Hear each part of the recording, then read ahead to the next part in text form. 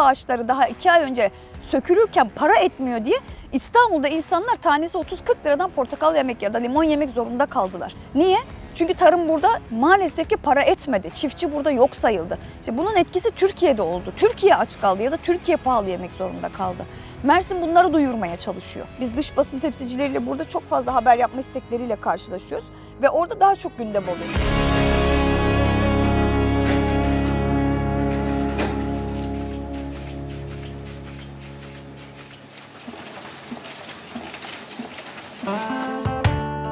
İsrail'e gönderilen akaryakıtın buradan Mersin Limanı'ndan gittiği iddia ediliyor. Ama biz bunu sorabiliyor muyuz? Maalesef ne sorup ne de bilgi alamıyoruz.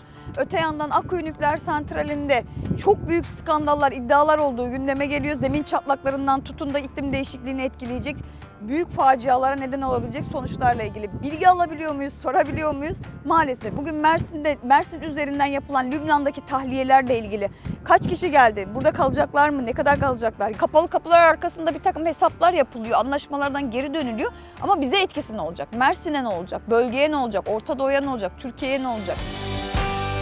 Bir haber her şeyi değiştirir. Mağdur olan, işi çözülemeyen vatandaşlarımız var. 50 kere kurumlara gider, gelir, derdini anlatır, çözülemez. Ama bir habercinin oraya bir teması, onu bir gündeme alması o vatandaşın o ihtiyaçlarını anında gideriyor. Konuşuruz, yaparız. Konuşanları açıyoruz. Zaten ayağa basılan bizi arar. Öncelikle Mersin'e hoş geldiniz. Çok güzel bir şehirdesiniz. Katledilen bir şehirdesiniz ama çok güzel bir şehirdesiniz. Mersin'de doğdum, büyüdüm ve 24 yıldır bu şehirde gazetecilik yapıyorum.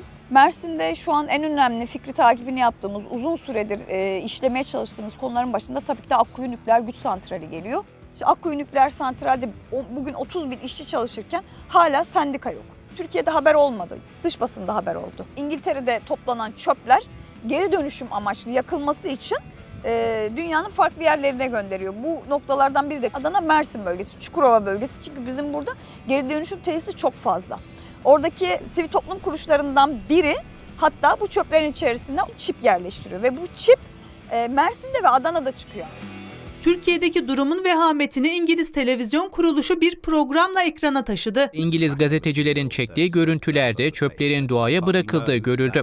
Tepki çeken olay sonrası gözler Çevre Şehircilik ve İklim Değişikliği Bakanlığı'na çevrildi. Aslında biz bu haberi yapmıştık. Ses de getirmemişti. Ne zaman ki ulusal basına düştü, ulusal dış basına, o zaman bizim yaygın medyamız bunu dışarıdan alarak haber yapmayı tercih etti, bizden de değil. O zaman daha çok dikkat çekiyor. Hani onlar keşfetmiş, biz sonradan bunu bulmuş. Hayır, aslında bu zaten burada var da hala var. Şu an hala çöpler gelmeye devam ediyor.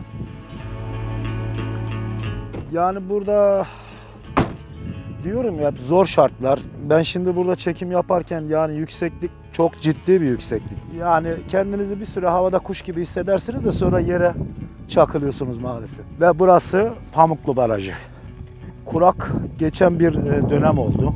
Pamuklu Barajı'na akan suların işte seviyesini, doluluk oranını bunları öğreneceğiz.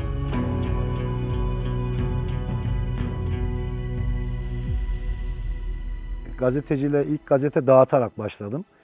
Sene 82 idi. Tipo döneminden işte mücellitlik, mürettiplik, sayfa montajcılığı, gazete dağıtıcılığı. Şu an Tarsus'ta ikamet ettiğim gibi görev yerim de Tarsus ve şu an sizin bulunduğunuz Çamlıhela. İki ilçenin de şu an Demirören Haber Ajansı'na bakıyorum. Bundan çok kısa bir süre önce TRT muhabirliği de yapıyordum. Yani bu tip yerlerde habercilik, gazetecilik yapıyorsanız bir kere sahada temasınızın çok iyi olması lazım. Her mahallede, her sokakta mutlaka bir tanıdığımız vardır. Olmazsa olmaz, yapamazsınız yani. Eldivenden merdivene, bir kentin içerisinde ne var ne yok hepsini hemen hemen biliyoruz. Siyasetçiler zaten bize geliyor. Neyin var neyin yok kentin senden öğreniyor. Ben onlar gibi belki bürokratik yazışmaları falan bilmeyebilirim, imar yasasını bilmeyebilirim. Ama nerede, hangi mahallede, hangi köyde, hangi sokakta kaçak inşaat var bilirim. Nereye ne yapmışlar bilirim. Nerede, nereye uyuşturucu ekmişler, kenevir ekmişler, bilmem ne yapmışlar duyarım. Bilirim bunu. Biz habere ulaşabiliyoruz. Habere ulaşmada hiçbir sıkıntımız yok. Herhalde yerelde yani. Bütün dinamikler az buçuk telefonun ucundadır. İlla ki bir şekilde o bilgiye ulaşırsın ama teyit edebilir misin? Bilgi doğru, ulaştığın kişi doğru, doğruluyor ama yazamazsın diyor. Benden duymadın diyor. Şimdi bilginin doğru olması ve senin doğruya ulaşmanın bir anlamı kalmıyor bu şartlarda. Yazamıyorsun çünkü. Kime göre, neye göre yazacaksın o iddiayı? Arayayım mı? Haberci gazetesinden hediye ben. Müsait miydiniz hocam? Tek kanaldan, tek noktadan bilgi verme, bilgi alma süreci yerelde daha net yaşanıyor. Valilik makamından ya da belediyeden bir şey doğrulatmanız bile çok uzun zaman alıyor ki cevap da alamıyorsunuz çoğu zaman. Biz de burada gazeteci reflekslerimizi kullanıyoruz. Maalesef ki hani o haber atlatma sürecini bir kenara bırakıyoruz. 5 kişi aynı soruyu sormaya başladığımızda artık açıklama alabilir duruma getiriyoruz. Ya eskiden biz ne güzel bir olay olduğunda sokağa girerdik, mahalleye girerdik. Biz orada çalışırdık, emek verirdik. Şimdi oradan bir maille maalesef bize hazır haber gönderiyorlar. Basın bülten haberciliği diyorlar buna da. Onlar ne yazıyorsa biz onu geçiyoruz. O yüzden sıkıntımız bu noktada var. Bizim sahada çalışmamız lazım. Şimdi onlar da haklı. Niye haklı? İşte bir sosyal medya denen bir başımızda bir bela var. Yani önüne gelenin işte herhangi bir Instagram'da, Facebook'ta, işte Twitter'da habercilik yapıyorlar. Ve bunlar ilk duyduklarını yazıyorlar. Bir denetim yok, bir cezai müeyyidesi yok, hiçbir şey yok. Tam olarak bilgi midir, doğru mudur, içeriği eksik midir ona bakılmaksızın bunu paylaşıyorlar ve bunu teyit etmek, bunu doğrulamak, bunun detayını vermek bize düşüyor. Biz içini doldurmak, altını doldurmak zorunda kalıyoruz. Senin o Kumkuyu haberinden sonra beni arayanlar oldu. Seninle görüşmek istiyorlar. Birilerinin de canını yakmış o adamlar. Belki devam haber şeklinde. Olur, yapalım. Chat toplantısı var onun. Tabii bana attılar, geldi bilgisi. Yapalım. Yerelde karşılaştığınız sıkıntılar çok daha net. Bir de bizzat hayatınızı etkileyecek ölçüde. Ya bunu yazarsam başıma bir şey gelir mi? Yarın öbür gün ben bundan dolayı işimden olur muyum? İşsiz kalır mıyım? Ya da valinin canı sıkılır mı? Belediye başkanı beni işte kafaya takar da işimden attırır mı? Örneğin işte bizim gazetemiz bir saldırıya uğradı. Yaptığımız haberlerden dolayı. Dava açıldı mı? Hayır. Tekzip gönderildi mi? Hayır. Cevap hakkı istendi mi? Hayır. Gelip protesto adı altında saldırdılar. Yani maalesef ki gazetecilerin en büyük sorunu korku değil. Artık bu işi yapmak istememe raddesine getirilmesi. Değiştirememe, bir şeylerden sonuç alamama, sürekli aynı şeyleri yazıp bir yere varamama. Bu bizde bir tükenmişlik sendromunu da beraberinde getiriyor. Ben 24 yıldır bu şehirde gazetecilik yapıyorum ve 24 yıldır bu şehrin aynı sorunlarını yazıyorum. Şu an bulunduğumuz Çamlıela'da 13 ilçenin en ufak ilçesi. Biz buraya geldiğimizde de gazetecilik yapıyoruz. Altyapısı yok diyoruz, yol yok diyoruz. Allah'a çok şükür eskiden ararlardı, sorarlardı. Haber yaptığın zaman savcı ihbar kabul ederdi. Şimdi yazıyorsun, çiziyorsun, kabul eden yok. Arayan, soran yok. Ya bu nedir diyen yok. Fikri takip burada işte o zaman ön plana çıkıyor.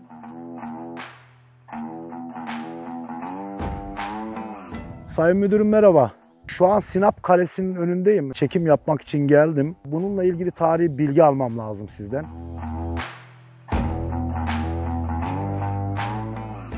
Yani uyarıyorsun yahut da direkt belediye başkanının WhatsApp'ına atıyorsun. Bir gün beklerim, 2 gün beklerim, en fazla 3 gün beklerim. Baktım müdahale yok.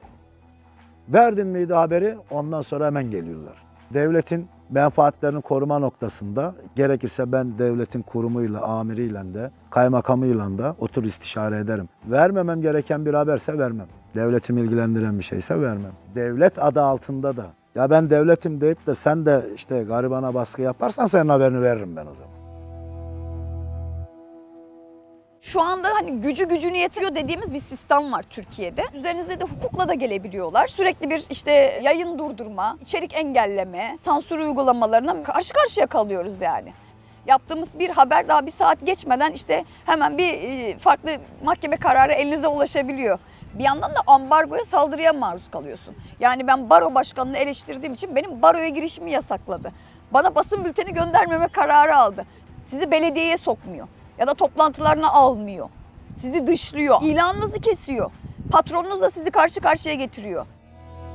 Belediye meclislerinde biz daha çok eleştirel haberler yaptığımız için sık sık hedef gösterilir hale geldik son yıllarda. Bu tarz haberleri yazan insanlar toplantıyı takip etmiyor birebir yerinde. İnternet üzerinden canlı yayını takip ederek bu şekilde haberlerimizi yazmaya çalışıyoruz.